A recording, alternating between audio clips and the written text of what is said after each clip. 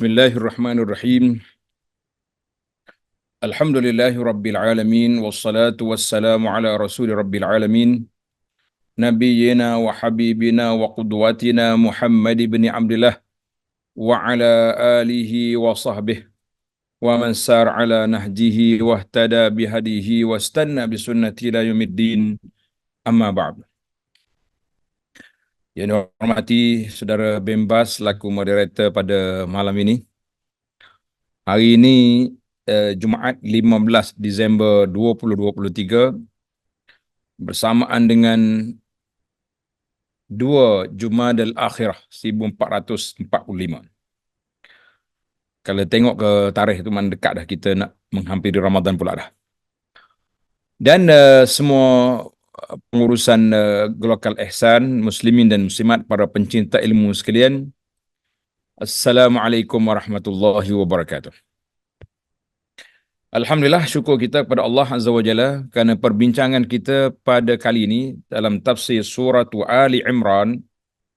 Surah Ali Imran, ayat yang kita akan baca bermula ayat 179. Ayat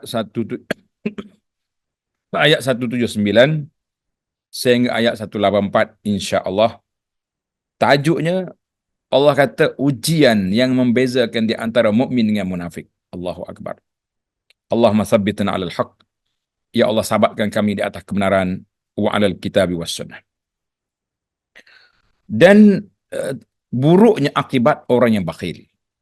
Kemudian diikuti dengan ayat tuduhan jahat, perangai jahat buruk Yahudi yang menuduh, mengata kepada Allah Ta'ala macam-macam. Dan juga dia kata kepada orang Islam, dia kata kepada Nabi SAW dengan perkataan yang buruk. Qabbahahumullah. Allah Ta'ala lah laknat pokok Yahudi sampai ke hari kiamat. Baik, para pelajar, para pencinta ilmu sekalian, kita mula dengan seperti biasa. Kita akan baca ayat, kemudian kita akan pergi kepada huraiannya insya-Allah. Kita baca ayat dan kita pergi kepada makna kalimat dan huraiannya biiznillahi azza wa jalla. Mari kita mula dulu dengan ayat 11. Ayat 179 dalam surah Ali Imran. A'udzu billahi as-sami'il 'alim minasy syaithanir rajim.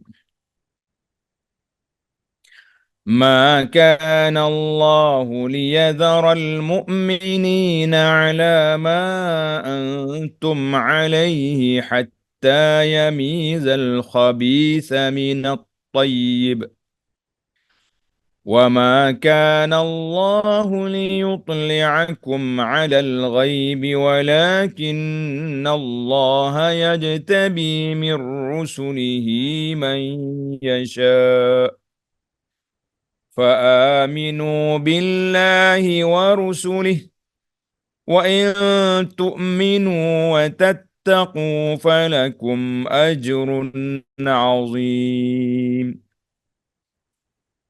Maksudnya, Allah sekali-kali tidak akan membiarkan orang-orang yang beriman dalam keadaan kamu sekarang ini. Maknanya, apa dalam keadaan kita sekarang ini? Mana keadaan kita lemah ke, keadaan kita ditindas ke, keadaan kita dikhianat oleh orang, Tuhan tak akan biarkan. Allah SWT akan ambil tindakan kepada musuh-musuhnya. Sehingga dia menyisihkan yang buruk, yakni orang munafik, dari orang mukmin yang baik. Allah Ta'ala kata, Allah Ta'ala akan pisahkan antara mukmin dengan munafik. Orang munafik tak layak duduk sekali dengan orang mukmin, sepatutnya begitu. Dan Allah sekali-kali tidak akan memperlihatkan kepada kamu perkara-perkara gaib. Jadi kita manusia ni tak usah duk minta dengan Allah nak tengok benda gaib. Ya, kita beriman dan kita yakin saja. Akan tetapi Allah memilih siapa yang dikehendakinya di antara rasul-rasulnya. Kerana itu berimanlah kepada Allah dan rasulnya, dan jika kamu beriman dan bertakwa, maka bagimu pahala yang besar. Jadi kita kena letak kita ni beriman kepada Allah, barulah kita dapat pahala yang besar. Ayat ini, Para pelajar tengok kepada syarah kalimat. Syarah al-kalimat. Apa maksud syarhul kalimat? Satu-satu kita pergi. Liyazara bermakna liyatruk. Meninggalkan, membiarkan. Mana Allah Ta'ala tak akan biarkan kamu begitu saja. Tak ada. Itu satu. Yamiza, yakni yamiza yumayyiz. Yumayyiz membezakan. Menyisihkan yang buruk dari yang baik. Kita bezakan. Hak buruk, apa dia? Munafik. Yang baik, orang mukmin. Allah Ta'ala suruh kita kenal daripada sifat-sifat mereka. Al-khabis, apa makna khabis? Khabis makna buruk. Khabis, yakni orang yang jiwa gersang, jiwa yang tak baik, disebabkan oleh syirik dan maksiat. Na'udzubillah. Maknanya gersang yang paling dahsyat, syirik pada Allah Ta'ala. Gersang yang kedua, ahli maksiat. Orang maksiat ni orang bermasalah. At-tayyib, apa makna at-tayyib? Yakni orang yang baik, yakni orang yang jiwanya bersih disebabkan keimanan dan amal saleh. Orang jiwa bersih disebabkan keimanan dan amal saleh, maka orang ni orang yang bahagia. Baiklah. Al-ghaib, hal-hal ghaib, yakni yang tidak nampak dan tidak terjangkau oleh panca indera manusia. Itu makna benda ghaib. Kita nak mikir. Benda ghaib ni, pasal itulah dipanggil al-umurul ghaibiyah. Benda-benda yang kita tak tahu ni, kita serahkan ilmunya kepada Allah Azza wa Jalla, dan kita serahkan ilmunya kepada Nabi. Apa yang disampaikan oleh Allah, sampai oleh Nabi, kita tahu. Nak cari-cari benda yang Tuhan tak bagi tahu, sukar. Tak akan jumpa kita. Kalau jumpa apa pelik-pelik, itu yang jadi ajaran yang pelik itu, jangan duk main-main dengan ajaran pelik. Baiklah. Allahu Akbar. Yajtabi, memilih. Yajtabi dengan mana? Yakhtar wa yastafi. Memilih, orang panggil yakhtar, pilih. Yastafi pun makna buat pilihan yang terbaik. Indonesia kata menyelek. Menyeleksi. Baiklah. Itu ayat 179. Sekarang kita baca ayat 180. وَلَا يَحْسَبَنَّ الَّذِينَ يَبْخَلُونَ بِمَا آتَاهُمُ اللَّهُ مِنْ فَضْلِهِ هُوَ خَيْرًا لَهُمْ بَلْ هُوَ شَرٌّ لَهُمْ سَيُطَوَّقُونَ مَا بَخِلُوا بِهِ يَوْمَ الْقِيَامَةِ وَلِلَّهِ مِيرَاثُ السَّمَاوَاتِ وَالْأَرْضِ Wallahu bima ta'maluna khabir. Sekali-kali janganlah orang-orang yang bakhil dengan harta yang Allah berikan pada mereka dari kurniaannya menyangka. Dia sangka apa? Apa dia sangka? Bahawa kebakhilan itu baik bagi mereka. Oh, bakhil ni okeylah sebab harta kita tak habis. Harta kita tersimpan. Konon-kononnya lah.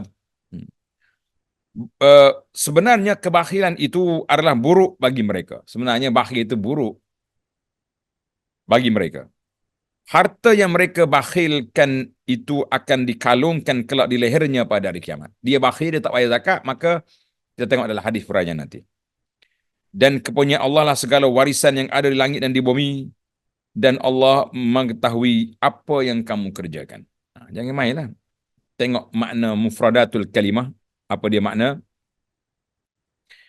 Yabkhalun, mereka yang bakhil, mereka yakni yang menolak untuk memberi, atau orang yang pelik, dia kata bakhil, yamna'una wa yadnununa, yamna'u, orang yang tak beri kepada sepatutnya dia beri kepada orang-orang yang baik, iaitulah orang yang menyekat hak orang lain. Tengok, dia kata bakhil, orang yang bakhil itu iaitulah orang yang menyekat hak orang yang wajib ke atas dia, seperti zakat, ataupun tetamu, ataupun orang kelaparan. Dia ada duit, tapi dia tak bagi makan pada orang yang lapar. Jadi ini juga satu perkara yang buruk, yang dicela oleh Allah Azza wa Jalla. Uh, ataupun beri pakaian. Orang tak ada pakaian, dia tak bagi pakaian. Ha. Orang ada pakaian, dia tak bagi pakaian. Jadi orang ni nyanyo dia. Kan? Orang bakhil ni, orang yang masalah besar dia.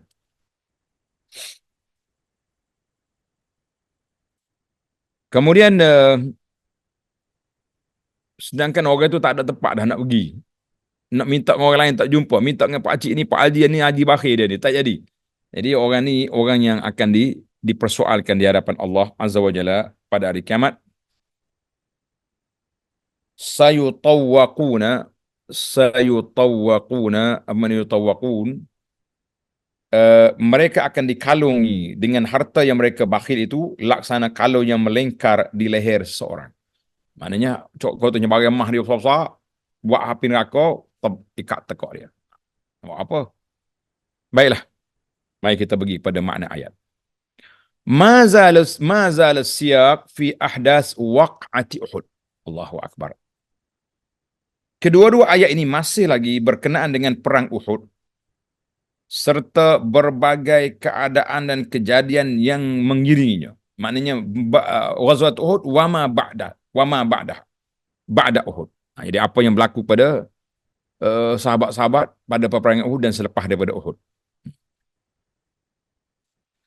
Allah Ta'ala memberitahu pada ayat 179 ini bahawa dia tidak membiarkan orang-orang yang beriman sentiasa dalam keadaan seperti yang mereka alami itu. Maknanya Allah Ta'ala tak biarkan orang beriman dalam keadaan sedih, dipukul sentiasa, kena hina.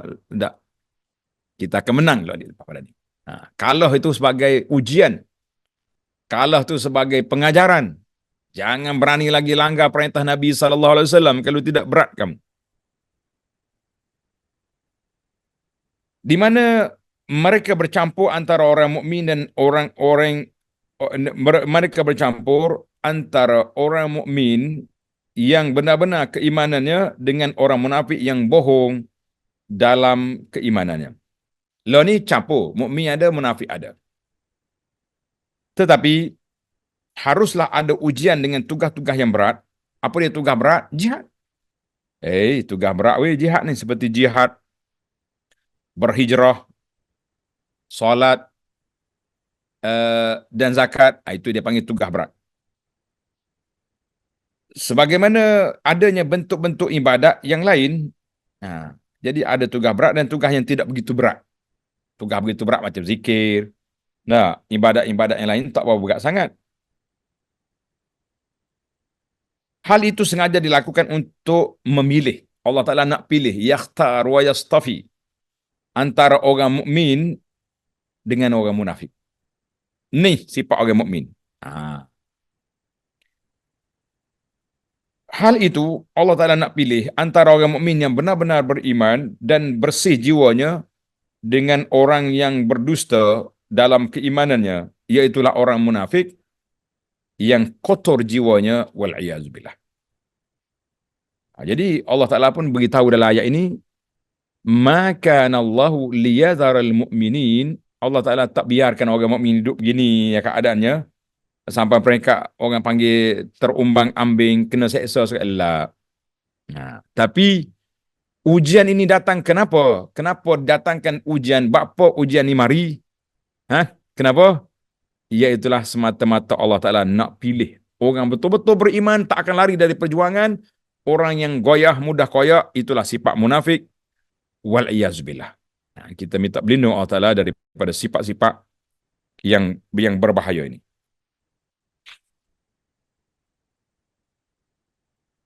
Tengok dia punya nota kaki. Nota kaki kata, diriwayatkan bahawa ayat ini turun sebagai jawapan bagi mereka yang meminta supaya ditunjukkan tanda-tanda yang membezakan antara orang beriman dengan munafik. Jadi ada sahabat minta, ya Rasulullah, kalau boleh Allah Ta'ala bagi tanda. Orang munafik, contohnya kita kata hitam kat dahi ni ke? Orang beriman, hitam di dahi sini, tanda sujud. Orang munafik, hitam atas hidung ke, atas. Yang pentingnya, nak tengok tanda. Senang kita nak buat pengecaman. Munafik mari. Sudah. Kebetulan anak dia main pen tadi, main dakwah. Colek atas muka pak dia. Sudah. ada hitam sikit itu munafik. Bahaya macam ni. Jadi main tanda-tanda gini sukar. Maka Allah SWT kata tak boleh. Bahawa tidak ada dalam sunnatullah membiarkan keadaan orang beriman itu bercampur dengan munafik sentiasa tanpa ada pemisahan. Sehingga Allah Ta'ala turunkan aturan-aturan syariat dan tugas-tugas kewajipan di mana akan nampak siapa orang mukmin yang benar-benar yang akan melaksanakan tugas yang diberikan oleh Allah Azza wa Jalla dan siapa munafik yang berpura-pura menjalankan tugas. Maknanya hari ini para jemaah kita kena faham, kita kena tahu bahawa taklif syarak, tugasan yang Allah Ta'ala beri kepada kita ini untuk apa? Jawabnya untuk membezakan orang yang beriman dengan orang yang bukan beriman.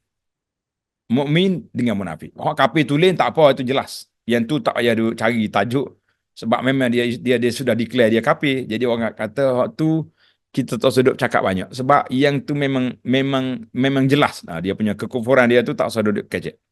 Orang Kelantan kata hak tu tak payah kecek. Ada dah. Yang kita susahnya nak cari hak ni, tanda-tanda ni. Baik.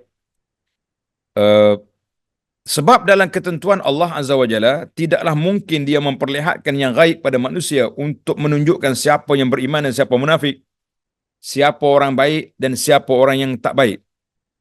Akan tetapi Allah Ta'ala memberikan ujian dengan berbagai dan tugas kewajipan, supaya dengan begitu akan nampak siapa orang yang beriman dan siapa yang kufur. Mana orang yang soleh, mana orang yang derhaka.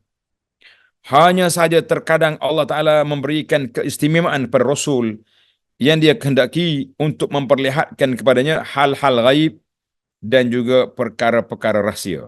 Tidak ada benda-benda Allah Ta'ala tunjukkan kepada Nabi-Nabi sebagai mukjizat.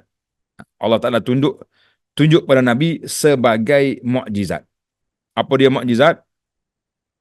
Macam Nabi beritahu alamat kiamat. Benda tu benda akan datang. Bukan boleh tahu, manusia biasa tak akan tahu. Yang dia buat teori ramalan tu, karut lah kata tu. Duk main teori konspirasi, buat menyusahkan orang ramai je. Ni susah. Ni macam-macam dia punya andaian yang menyusahkan orang. Itu saya duduk cara dengan puak ni. Saya duduk peduli sangat. Kita pening kita main dia. Jadi yang tahu benda-benda gaib ni, Allah Ta'ala beri sebagai mukjizat kepada Nabi dengan wahyu daripada Allah Azza wa Jalla. Dengan wahyu daripada Allah Azza wa Jalla bukan mudah-mudah. Tengok nota di bawah. Yang lebih penting bagi manusia bukanlah mengetahui hal gaib. Kalau tahu hal gaib kita nak buat apa? Tak nak buat apa juga. Tetapi yang lebih penting adalah keselamatan dari api neraka yang berhasil meraih syurga. Itu yang penting. Kerana itu, hendaknya kamu tidak minta ditunjukkan perkara yang gaib seperti perkara, tak usah duk minta lah dengan benda-benda gaib. Yang penting bagi kitanya, kita percaya dan beriman dengan apa yang disebut oleh Nabi sallallahu alaihi wasallam, padahal yang boleh membawa kita kepada keselamatan dan kebahagiaan hakiki di dunia dan juga di akhirat. Itu yang penting. Ni sibuk duk cari benda gaib, duk main teori-teori konspirasi, habis orang hari ni kacau belaka. Takut sangat ke Dajjal, sudah tukar format doa zikir lepas solat. Ana dah dengar dah banyak dah orang tanya soalan. Dia kata, maaflah ustaz, saya nak tanya, ustaz di kampung kami ni lepas solat subuh, zikir lepas solat tu ringkasnya tak habis zikir yang 10 perkara yang saya dah sebarkan itu, tak sampai, tak baca hak Nabi ajar. Habis duk sibuk dengan baca surah Kahfi 10 ayat, lepas Isya baca lagi 10 ayat. Sebab apa? Sebab takut Dajjal datang. Jadi mereka boleh menggugurkan sunnah yang diajar oleh baginda Nabi SAW, zikir lepas solat semasa-masa kena Dajjal. Ini masalah kita. Jadi ada juga dalam sebuah kitab, contohnya dalam kitab ni sibuk duk ajar ilmu kebal. Ini satu penyakit lagi, ajar ilmu kebal. Apa dia baca ke ni kebal. Kita kata kita kebal atas dunia ni, mati juga. Kita tak kebal dengan malaikat maut. Mana ada orang kebal dengan malakul maut? Tak akan kebal kita dengan malakul maut. Yang kita nak kebal daripada api neraka. Itu sepatutnya yang kita fikir. Jangan duk fikir benda-benda yang karut-marut ni, jangan. Baik. Maka atas dasar ini, tengok kitab. Maka atas dasar ini, hendaklah kamu beriman kepada Allah dan Rasulnya sallallahu alaihi wasallam dengan keimanan yang sebenar-benar. Kerana jika kamu benar-benar beriman dan menjaga diri dari kemaksiatan, melakukan kemungkaran kepada Allah, maka kamu akan dapat pahala yang sangat besar berupa syurga yang penuh dengan kenikmatan dan kesenangan. Mau apa lagi? Jadi jangan duduk sibuk dengan benda-benda yang menyibukkan kita lah. Tak usah duduk sibuk lah. Sibuk kita ni dengan perkara yang boleh membawa kita ke syurga. Amin ya rabbal alamin. Baik. Sekarang ni kita berpindah kepada ayat 180. Pada ayat ini Allah Ta'ala memberitahu tentang kesalahan orang-orang bakhil. Ini khata'ul bukhala. Iaitulah orang-orang yang memiliki harta tapi mereka tak mau liar untuk menginfakkan hartanya. Maka Allah Ta'ala berfirman, janganlah sekali-kali orang-orang yang bakhil dengan kurniaan Allah kurniaan yang diberikan oleh Allah kepada mereka berupa harta melimpah yang dikurniakan oleh Allah kepadanya, bahawa kebakhilan itu baik untuk diri mereka. La. Bakhil itu dia jadi hamba kepada harta dia. Duk jaga harta, infak tak mau, sedekah tak mau. Jadi akhir kali harta itu membelenggu hidup dia. Hari-hari hidup fikir harta ya. Sebabnya ada dua perkara. Orang yang bakhil ini kenapa mereka susah? Dua perkara. Yang pertama, mereka terkena sifat tercela di dunia. Allahu Akbar. Ma'aratum. Sifat, iaitu sifat bakhil yang berakibat buruk pada jiwa manusia. Orang tengok, tak salah dia tu, tok bakhil tu, orang tak ada siapa peduli dengan dia. Kan? Ambil buah jambu dia luruh pun kena jerka, kena maki, kena sumpah. Apa benda dia ni? Akhir kali pokok-pokok dia terbiar gitu je, nak sedekah, bakhil. Apa nak buat? Masih. Tak ada pahala, tak ada apa. Rugi. Yang kedua, Allah Ta'ala akan mengazab mereka disebabkan sifat bakhil mereka itu. Dengan menjadikan harta mereka sebagai belenggu dari api neraka yang dikalungkan pada leher-leher mereka. Na'udzubillah. Atau dalam bentuk ular yang melilit tubuh mereka, dan ular itu berkata kepada pemilik mereka, ana maluk. Jadi ini hadis yang sahih. Tuan-tuan tengok hadis ni rawah Bukhari daripada Abi Hurairah. Tengok nota di bawah tu. Man atahu Allahu malan falam yuaddi zakat. Siapa dia Allah Ta'ala beri harta, dia tak keluar zakat. Maka mustilahu harta tadi, emas ke apa dia yang disimpan, akan dijadikan seekor ular syuja'un akra'. Ular yang matanya celek, kepalanya botak. Kerana terlalu bisa racun dia sampai tak naik rambut. Itu dalam hadis. Maka pada hari kiamat esok dia akan belik tengkok kawan ni dan dia bercakap, ana maluk. Toke, saya ni hartamu. Kamu tak keluar zakat. Ana kanzuk. Akulah hartamu yang kamu simpan dulu. Kemudian dia baca ayat, wala yahsaban ladzina yabkhuluna bima atahumullah. Jangan menyangka orang-orang yang bakhil, yang menyangka bahawa harta yang Allah Ta'ala beri itu atahumullah fadli huwa khairan lahum bal huwa syarrul lahum. Dia baca ayat ni, ayat yang kita baca sekarang ni. Allahu Akbar. Takut kita tuan-tuan. Itu dia panggil orang bakhil.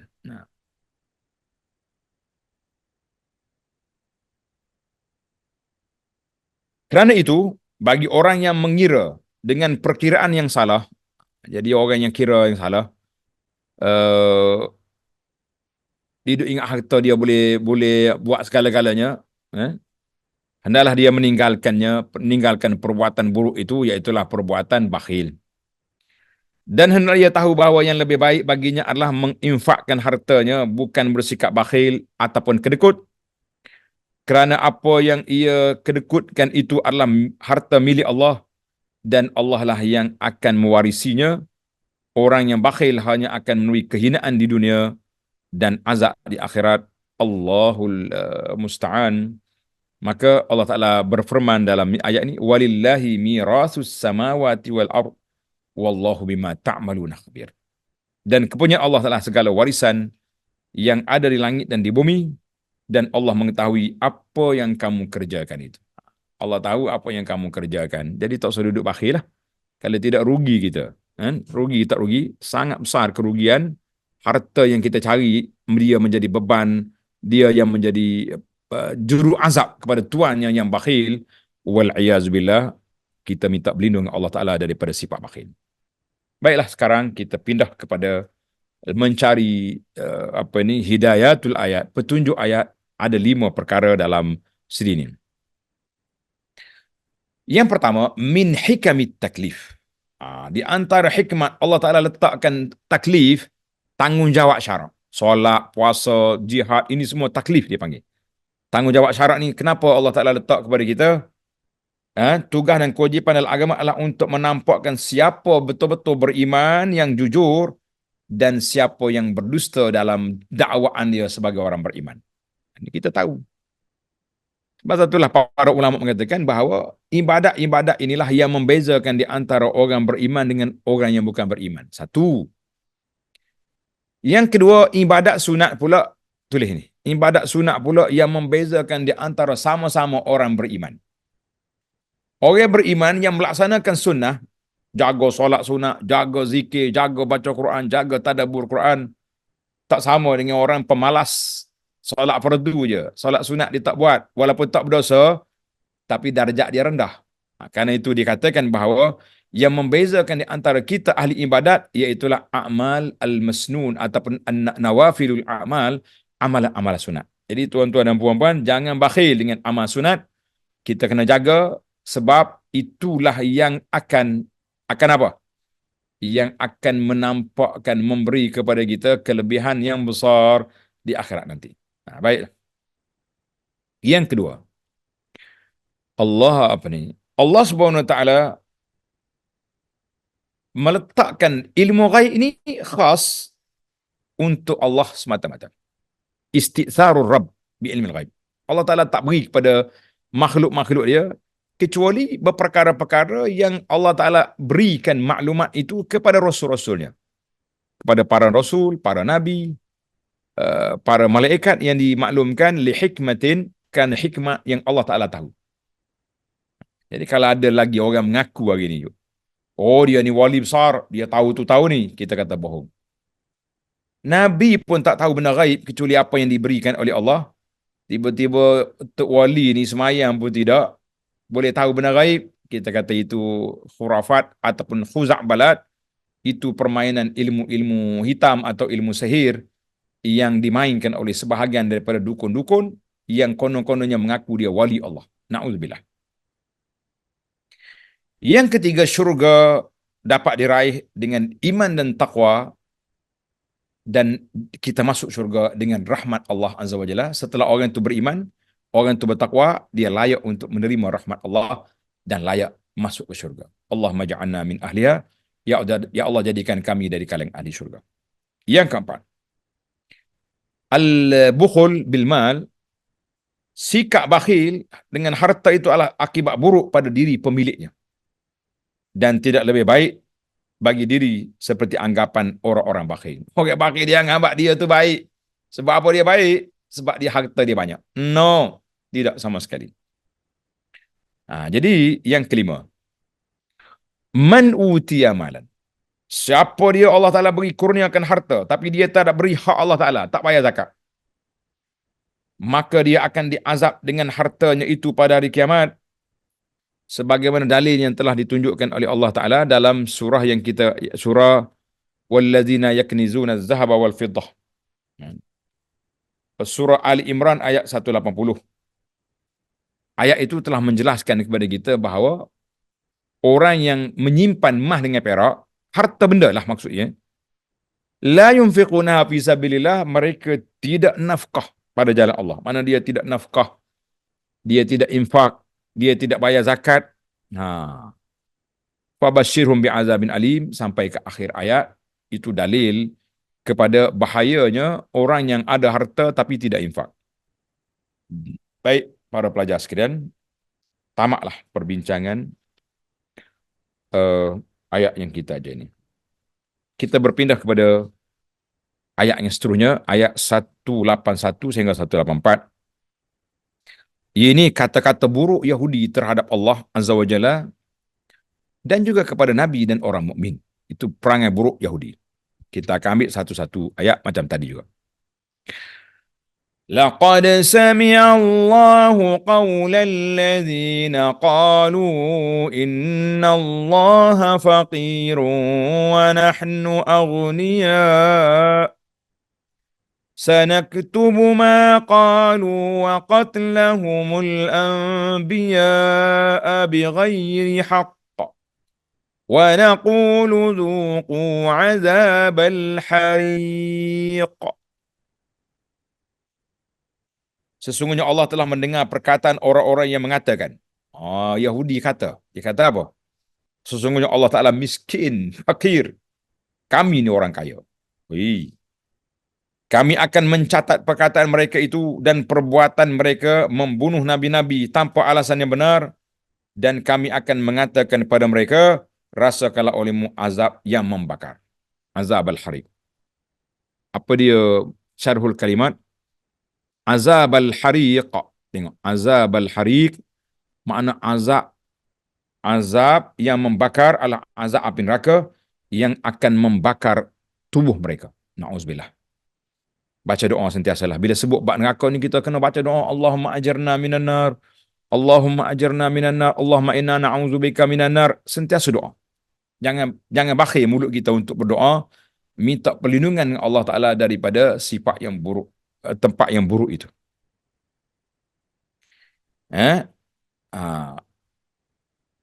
Baik. Ayat yang kedua dalam siri ini, Zalika bima qaddamat aydikum wa anna Allah laysa bizallamin lil abid. Azab yang demikian itu adalah disebabkan perbuatan tanganmu sendiri, dan bahawasanya Allah sekali-kali tidak menginaya hamba-hambanya. Jadi zalika bima qaddamat aydikum, azab itu disebabkan perbuatan jahat yang dilakukan oleh tangan-tangan sendiri. Apa dia? Tunggulah dalam huraian nanti insya-Allah. Ayat 183. Alladzina qalu inna Allah ahida ilayna alla nu'mina li rasulin hatta ya'tiyana biqurbanin ta'kuluhun nar. قل قد جاءكم رسل من قبلي بالبينات وبالذي قلتم فلم قتلتموهم إن كنتم صادقين. Yaitu orang-orang Yahudi yang mengatakan,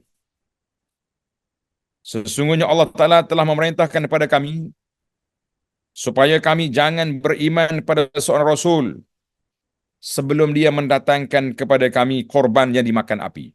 Cerita dia sekejap lagi dalam tafsir. Katakanlah sesungguhnya telah datang kepada kamu beberapa orang Rasul sebelumku, membawa keterangan-keterangan yang nyata dan membawa apa yang kamu sebutkan itu sudah ada. Maka mengapa kamu membunuh mereka jika kamu orang-orang yang benar? Mu ni waktu cakap lain, waktu Nabi mari bawa mukjizat kau bunuh dia. Ini masalah. Baik, ayat terakhir, ayat 184.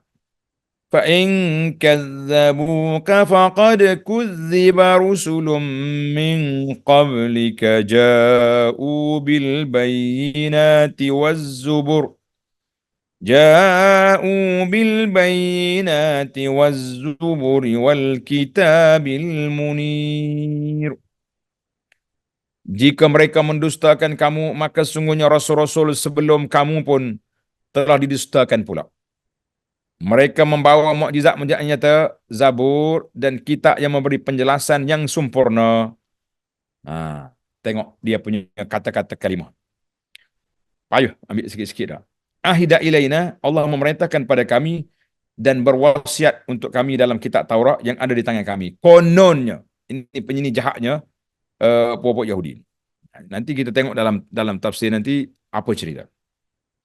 Allah nu'mina li rasulin, kami tidak boleh beriman pada seorang rasul mengikuti wahyu yang ia bawa dan tidak pula mempercayai kenabiannya. Hai, gedai best semua dia ni. Biqurbanin ta'kuluhu nar, kurban adalah sesuatu yang digunakan untuk mendekatkan diri bertaqarrub kepada Allah Ta'ala berupa hayawan atau yang lain. Lalu diletakkan di sebuah tempat agar turun pada hayawan kurban itu sejenis api, satu api putih dari langit untuk membakarnya. Jadi cerita ni cerita umat dulu. Umat dulu kalau dia dapat apa dia harta perangan ke harta-harta dikumpul setempat. Kalau tu api turun bakar.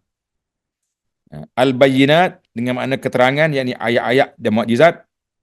Wabilladzi qultum, dan membawa apa yang kamu sebutkan, yakni korban yang kamu inginkan. Falima qataltumuhum, maka mengapa kamu membunuh mereka, yakni nabi itu. Pertanyaan ini memiliki arti teguran dan celaan. Di antara nabi-nabi yang mereka bunuh adalah Nabi Zakaria dan Nabi Yahya alaihi wassalatu wassalam.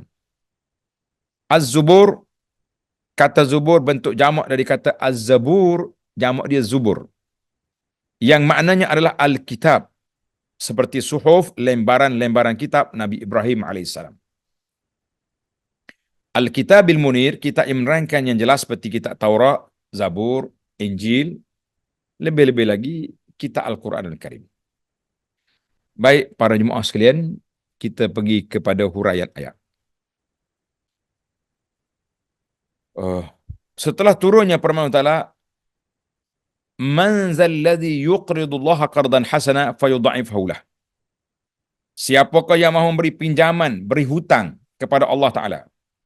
Pinjaman yang baik, menafkahkan hartanya pada jalan Allah, maka Allah akan memperlipat gandakan bayaran kepadanya. Surah Al-Baqarah 245.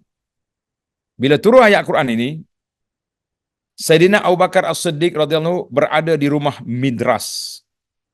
Apa di rumah Midras ni? Midras adalah tempat tinggal muallim, guru orang Yahudi. Ayat Quran itu Abu Bakar duduk situ, duduk rumah orang guru Yahudi. Tak tahu dia Gizerah. Di mana orang-orang Yahudi sedang mendengarkan petua seorang ulama besar mereka yang bernama Fanhas. Fa nun ha alif sad. Fanhas. Maka Sayyidina Abu Bakar mengajaknya kepada Islam. Nak Abu Bakar pergi ke rumah kawan ni, nak ajak dakwah masuk Islam. Berani Sayyidina Abu Bakar. Fanhas mengatakan, Abu Bakar nak ajak aku masuk Islam, Tuhanmu itu yang meminjam wang. Tuhanmu minta nak buta. Kami lebih kaya daripada dia. Takkan kami nak ikut dia? Aha. Punya mainan. Temanmu Muhammad, dikata teman, mula sahabatmu tu Muhammad, kita kata sallallahu alaihi wasallam, melarang kami mengambil riba, tapi dia sendiri yang nerima. Jadi riba ni maknanya butan sikit bayar banyak kan. Jadi Allah Ta'ala nak butan sikit tapi bayar banyak. Jadi mu boleh buat riba, kami tak boleh. Dia kira riba tu kot tu. Ini putar belik lah, putar belik Yahudi belakang ni. Maka mendengar itu Abu Bakar radhiyallahu anhu marah dan memukul si Yahudi. Abu Bakar bagi. Apa ni bercakap apa ni, cakap uduh ni. Maka Fanhas mendatangi Rasulullah, pergi jumpa Nabi SAW, bertanya, mengadukan tindakan Abu Bakar. Rasulullah, ni Abu Bakar ni pukul kami. Nabi tanya, kenapa Abu Bakar? Apa yang mendorong kamu melakukan tindakan itu? Abu Bakar menjawab, kerana Yahudi ini berkata, sungguhnya Allah Ta'ala pakai kami orang kaya. Yahudi cakap macam ni, dia hina Allah. Kenapa saya nak diam? Bukan macam damai kita ni, orang hina Tuhan diam. Orang hina orang tertentu barulah bangkit. Jangan. Tetapi si Yahudi mengingkari perbuatannya. Dia kata, tak cakap pun. Yahudi ni dia putar belik. Di mana boleh dia boleh percaya mudah-mudah. Kita pun jangan duk percaya ke Yahudi ni. Mana boleh. Maka Allah Ta'ala turun ayat ini. Laqad sami'allahu qawlal ladzina qalu innallaha faqirun wa nahnu ghani. Ayat kita lah. Ayat apa ni yang kita baca sekarang. Allah Ta'ala dengar perkataan puak Yahudi yang mengatakan Allah Ta'ala fakir, dia kaya. Sampai ke akhir ayat. Yakni kami pun mencatat pembunuhan yang mereka lakukan ke atas nabi-nabi.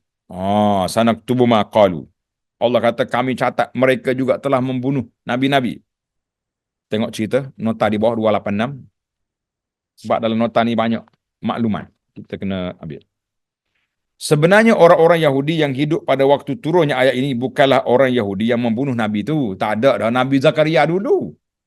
Tapi kenapa dia guna kamu? Dengar ni. Ini penting dalam isu ni. Kadang-kadang kita tak perasan lah. Yahudi sebelum mereka yang bunuh. Kenapa dia guna ayat ni Allah Ta'ala guna kamu? Akan tetapi sikap redha mereka terhadap perbuatan para pendeta orang dulu mereka sama hukumnya seperti para pempelakunya. Sebab redha kepada perbuatan maksiat adalah satu bentuk kemaksiatan pula. Jadi kita ni bahaya. Siapa dia redha dengan maksiat, maka dia tu maksiat. Redha dengan maksiat, orang kita maksiat. Orang yang buat anjur majlis maksiat, kita tak bantah. Kita redha sekali. Tolong beli tiket pula. Baru jadi. Diriwayatkan bahawa ada seorang yang menganggap baik pembunuhan ke atas Sayyidina Uthman bin Affan. Uthman ni tak dengar kata, patutlah orang bunuh dia. Dia kata macam tu. Maka Imam Sya'bi, Amir Asy-Sya'bi berkata kepadanya, engkau ikut bertanggungjawab atas pembunuhan. Kalau mu setuju, maknanya mu boleh dosa sekali dengan orang yang bunuh Sayyidina Uthman. Sebab redha terhadap pembunuhan adalah pembunuhan juga. Tanda betul-betul ni para pelajar, redha pada maksiat, maka kita ahli maksiat. Saya tak pergi tempat stadium tu, cuma saya tak setujulah bantah-bantah. Maknanya walaupun awak tak pergi, awak ada bertasbih di rumah, tapi saham, share ada dengan orang yang duduk di tempat melompat sana. Hati-hati tuan-tuan, jangan duduk mudah-mudah dalam masalah ini. Baiklah. Dan kami kata kepada mereka, rasakanlah olehmu azab yang bakar. Ayat 182 bunyi, zalika bima qaddamat aydikum wa anna Allah laisa bizallamin lil abid. Azab yang demikian itu adalah disebabkan perbuatan tanganmu sendiri dan bahawasanya Allah sekali-kali tidak menghinanya hamba-hamba dia. Jadi azab yang berlaku itu dengan sebab dia sendiri buat maksiat. Maka ayat 183 ni firman Allah Ta'ala, alladzina qalu inna Allah ahida ilaina. Jadi orang Yahudi, saya ringkaslah terjemahan dia, mereka kata Allah Ta'ala dah beri satu perjanjian kepada kami. Konon-kononnya. Konon-konon gapo Yahudi ni, ada konon banyak ni. Dia kata konon-kononnya Allah Ta'ala ada buat perjanjian dengan puak Yahudi bahawa setiap Rasul nak tak nyatakan kebenaran, dia kena bawa korban yang dimakan oleh api. Tapi Muhammad tak bawa. Macam mana kita nak percaya? Itu ayat dia. Tengok nota di bawah. Nota di bawah kata, Al-Imam Al-Qutubi meriwayatkan dari Imam Kalbi bahawa ayat ini turun sebagai bentuk bantahan kepada Ka'ab bin Al-Ashraf, Malik ibn Saif, Malik bin As-Saif dengan Sad, dan Wahab bin Yahuza, dan Fanhas bin Azriya. Mereka datang jumpa Nabi SAW dan mengatakan, apakah engkau mengira bahawa Allah mengutus engkau kepada kami dan menurunkan kepada kami Alkitab yang memuji, memuat janji kami dalamnya agar kami tidak beriman pada Nabi utusan Allah sebelum datangnya korban yang dimakan oleh api. Jadi dia kata gitulah. Jadi kita ada kitab. Setiap Nabi mesti ada korban.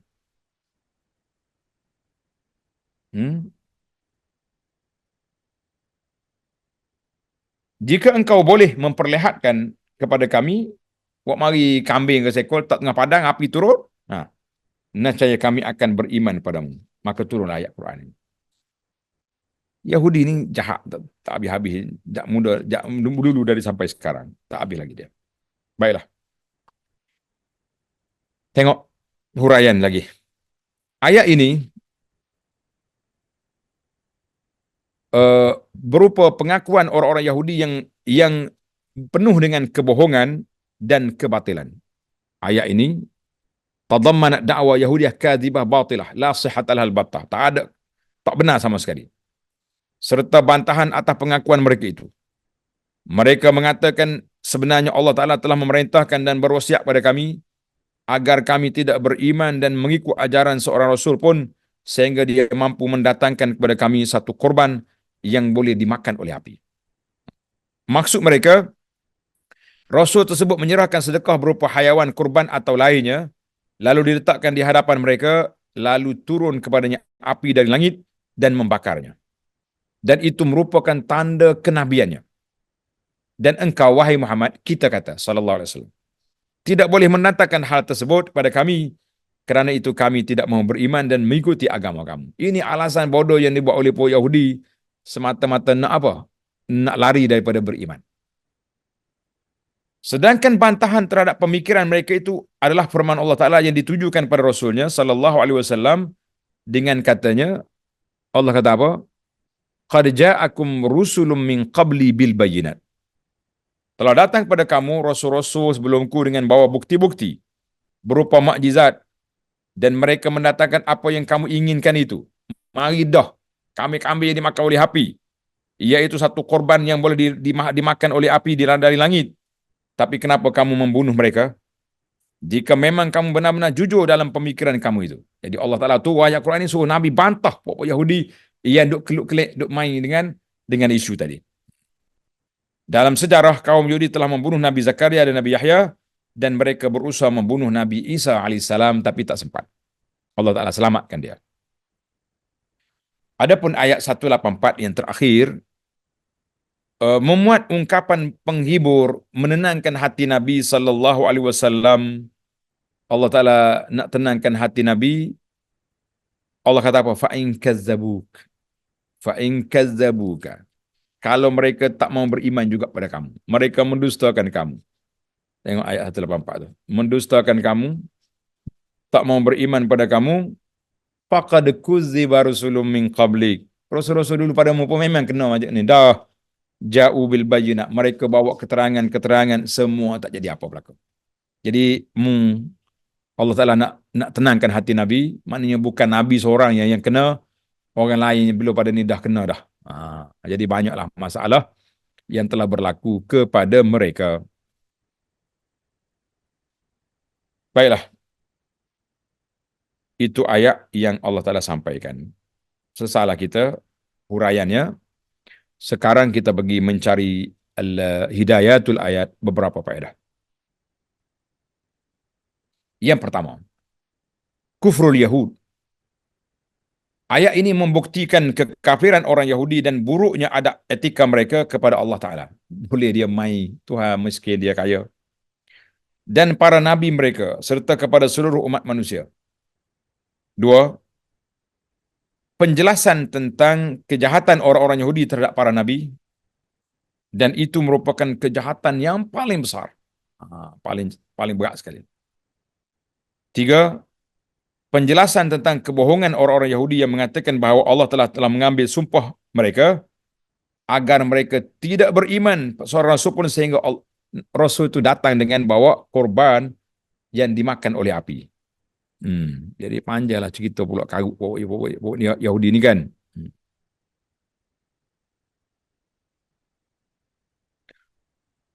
Tengok nota di bawah. Sekiranya benar apa yang mereka katakan tentang Injil, tentang janji Allah Ta'ala dalam Taurat itu, tentunya hal itu ada pengecualian.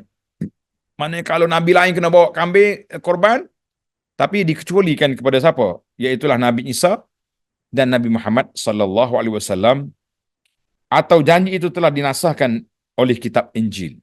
Itu Nabi dulu. Dalam Taurat mungkin ada, tapi dalam Injil sudah masuk. Akan tetapi bantahan Allah dalam ayat ini yang menunjukkan kebohongan mereka sudah cukup kuat dan tidak perlu lagi kepada hujah untuk lawan mereka. Sebab penjelasan Allah merupakan bukti yang kuat dan hujah yang mantap untuk mematahkan hujah mereka. Apalagi ayat dalam Taurat itu sebenarnya berbunyi, dalam Tauratnya bunyi lagu mana? Hatta ya'tiyakumal masih wa Muhammad. Nah, fa iza atayakuma fa aminu bihima min ghairi qurban. Jadi nabi lain kena bawa korban, tapi Isa dengan Muhammad sallallahu alaihi wasallam kalau dia datang mu kena beriman dengan dia tanpa minta korban. Ada pun hal itu. Tapi apa boleh buat? Mereka dah kerah kepala, tak dengar kata, macam-macam putar belik yang dia buat. Na'udzubillah. Baik, yang terakhir, ta'ziyatul Rasul. Nak menghiburkan hati Nabi SAW serta memotivasikan agar tetap teguh dan bersabar dalam menghadapi berbagai kelicikan dan pembohongan Yahudi, laknatullahi alaihim. Jadi para pelajar sekalian, para jemaah, alhamdulillah tamatlah perbincangan kita dalam ayat yang kita baca di sini. Maknanya ayat ini menunjukkan kepada kita beberapa perkara. Yang pertama, Yahudi kacau, orang betul minta Allah Taala tunjukkan bukti tanda orang baik dengan orang tak baik. Tuhan kata tak boleh. Bukti dia tengok perbuatan dia. Dia beriman, dia beramal ke tidak. Dia suka kepada ibadat ke suka pada maksiat. Itu tanda orang mukmin nak beza dengan munafik. Kalau dia suka cakap bohong, itu munafik. Orang cakap benar, sifat mukmin. Satu. Kemudian Allah Ta'ala larang daripada sifat bakhil, tak bayar zakat dan lain-lain sedekah yang telah diperintahkan oleh Allah Azza wa Jalla. Kemudian di ayat yang berikutnya kita bincang tentang pembohongan Yahudi, kata-kata buruk mereka terhadap Allah dan juga putar belik mereka tak mau menerima dakwah yang dibawa oleh baginda Nabi sallallahu alaihi wasallam. Alhamdulillah, tamatlah perbincangan kita. Insya-Allah dalam siri akan datang kita akan masuk, setiap kita akan mati. Allah makhtim lana bi husnil khatimah. Ya Allah, matikan kami dengan husnul khatimah. Subhanakallahumma hamdika asyhadu an la ilaha illa anta astaghfiruka wa atubu ilaik. Wa sallallahu ala nabiyyina Muhammadin wa ala alihi wa sahbihi ajma'in. Walhamdulillahi rabbil alamin. Wassalamu alaikum warahmatullahi wabarakatuh.